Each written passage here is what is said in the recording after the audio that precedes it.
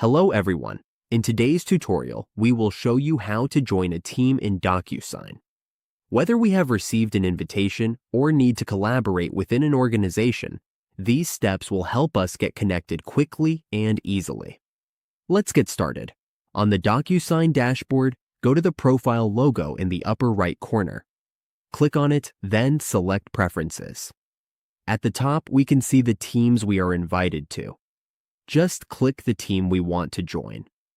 If we are not premium users or do not have a plan, we cannot join a team. We can invite or create teams, but we cannot join a team. To create a team, click Create and enter a name for the team like. After creating, we can invite others to the team. Once the invitation is accepted, the team is ready.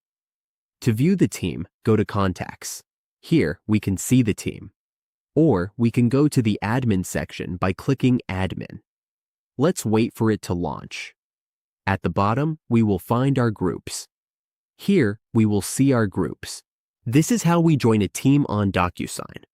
Once we are part of a team, we can collaborate more efficiently and manage documents together.